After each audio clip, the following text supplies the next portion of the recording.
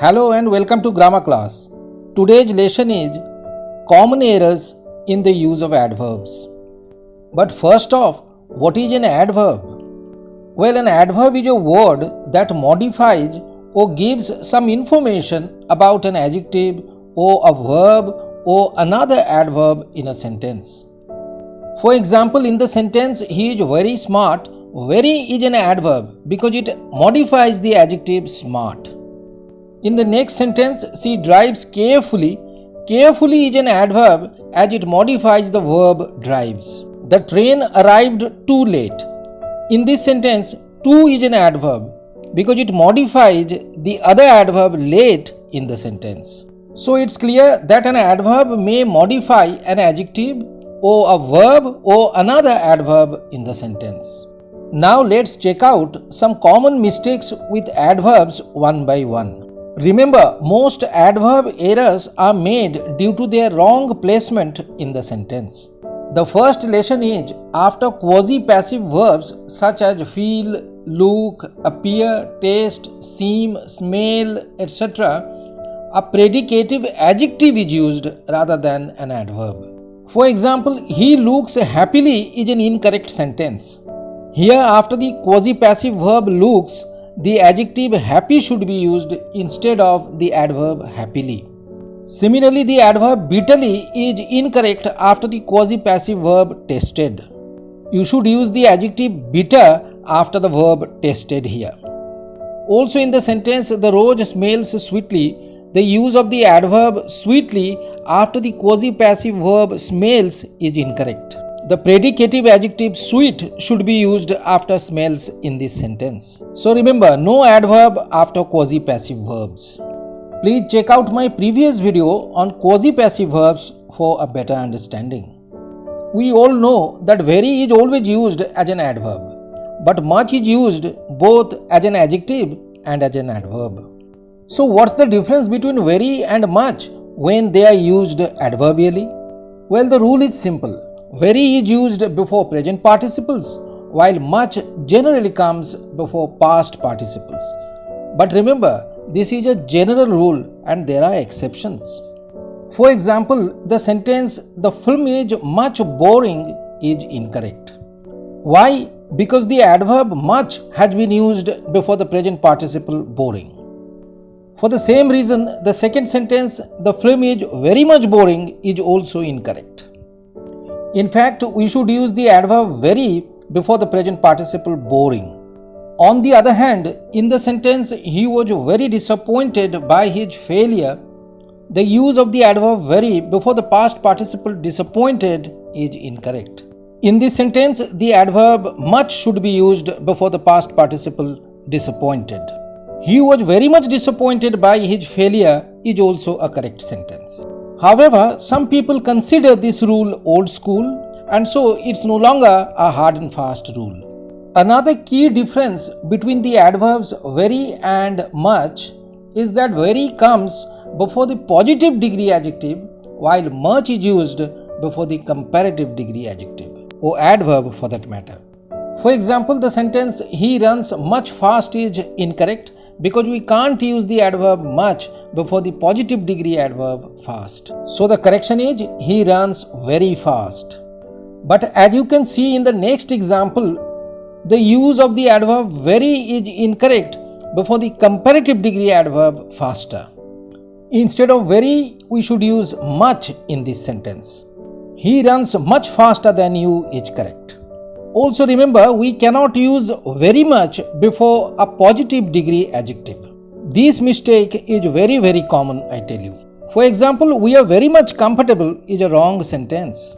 You see, comfortable is an adjective in positive degree. So we should use the adverb very before it and not very much or much. And then we know that the word enough is used both as an adjective and an adverb.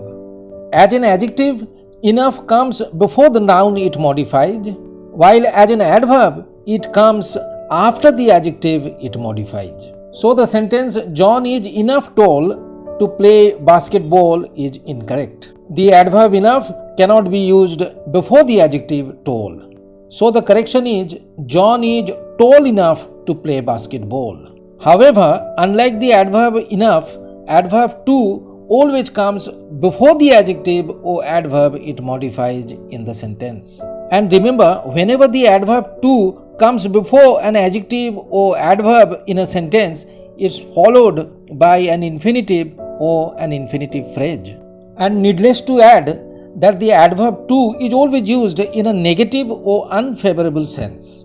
So the first sentence here, John is so or very short to play basketball, is incorrect. We should use the adverb to before the unfavorable adjective short in this sentence. John is too short to play basketball. But remember, if you use the adverb to before an adjective, you cannot use a subordinate clause or a that clause after it. So we have to replace the adverb to here with the adverb so. And the correction is, John is so short that he cannot play basketball. So it's clear, if you use the adverb to before an adjective, use an infinitive after it. If you use the adverb so before an adjective, follow it up with a that subordinate clause. Up next, we have the difference between fairly and rather. Both the adverbs fairly and rather have the same meaning, moderately. But remember, fairly denotes a favorable sense, while rather is used in an unfavorable meaning. For example, your performance is fairly satisfactory. You see, satisfactory is a favorable or positive adjective, so we should use the adverb fairly before it. The use of rather will be wrong here. On the other hand, in the sentence, his behavior was rather rude, the adjective rude is an unfavorable adjective. It makes a negative sense. Hence, we should use the adverb rather and not fairly before the adjective rude. The word only may be used both as an adjective and an adverb, but it should always be used immediately before the word it modifies in the sentence. If you use the word only at the wrong place in the sentence, it will convey a wrong meaning because it will seem to modify some other word. For example, the sentence, he only took some fruit juice, is incorrect. Why? Because here only is supposed to modify the noun phrase some fruit juice, so it should come immediately before some fruit juice. But in this sentence, only is placed before the verb took, so it seems that he only took some fruit juice but he did not drink it. So the correction is, he took only some fruit juice. And the meaning is clear, he did not take anything else. Similarly, the sentence, only he has one sister and no brother, suggests that nobody else has one sister and no brother. But in the next sentence, only suggests that he has just one sister and no brother. Next, we know that an intransitive verb takes no object. If an adverb modifies or qualifies an intransitive verb, it always comes after the verb and not before it. So the sentence, he loudly spoke, is wrong, because in this sentence, the adverb loudly comes before the intransitive verb spoke. So the correction is, he spoke loudly. Similarly, in the next sentence, the use of the adverb beautifully before the intransitive verb danced is also incorrect. We should use the adverb after the verb here. The girl danced beautifully on the stage. Also, it's very important to place the adverb near the word it modifies or qualifies in a sentence. Otherwise, it may seem to modify some other word. For example, here the adverb never modifies the verb smoked, so it should be placed right before the verb. In the first two sentences, the adverb never has been used away from the verb smoked, so they are not correct.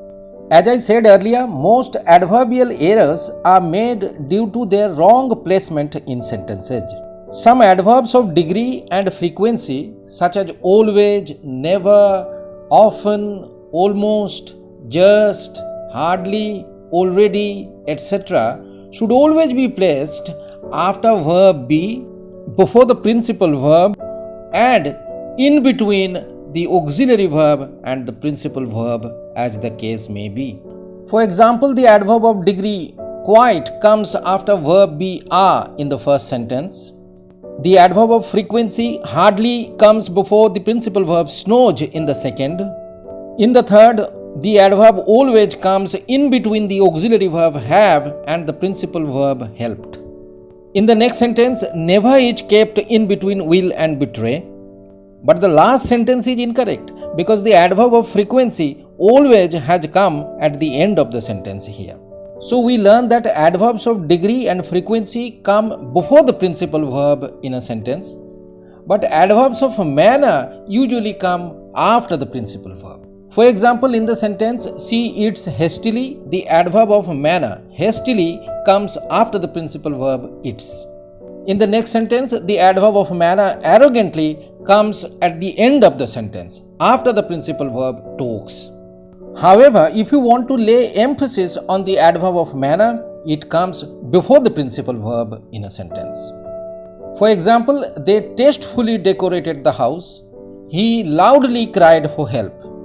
In these sentences, the two adverbs of manner, tastefully and loudly, are emphasized to describe the verbs, so they are placed before the principal verbs. Adverbs of place and time generally come at the end of the sentence. In the first example on your screen, the adverb of time, tomorrow, comes at the end of the sentence. And in the second example, the adverb of place, yesterday, occurs at the end of the sentence too. Finally, when there are multiple adverbs in a sentence, we should follow a certain order or sequence of adverbs in the sentence. Remember, the order of adverbs depends on the types of adverbs used in the sentence. The adverb of manner comes first, followed by the adverb of place, and finally comes the adverb of time. Now look at the first example closely. He worked hard here today. The adverb of manner, hard, comes first, followed by the adverb of place, here, and finally the adverb of time, today. Now if you violate this order of adverbs, for example, he worked here hard today, the sentence will be incorrect. Why? Because the adverb of place, here, should come after the adverb of manner, hard, right? The next example, it rained heavily in our city yesterday, also follows the same order of adverbs. But if you change this order, if you put the adverb of time, yesterday, before the adverb of manner, heavily, and the adverb of place, in our city, the sentence will be wrong. So remember, it's adverb of manner plus adverb of place plus adverb of time. But yes, if you want to lay emphasis on the adverb of time or the adverb of place, it may come at the start of the sentence. For example, yesterday it rained heavily in our city. In this sentence, the adverb of time, yesterday, is put at the beginning of the sentence. Why? Because the speaker wants to emphasize the time of the heavy rain. That's the end of today's class. Hopefully you liked the video. As you know, for the survival and growth of a YouTube channel, the subscriber count is extremely important. So please be sure to like, comment, share and subscribe to our channel and help it grow. Thank you so much for watching the video until the end.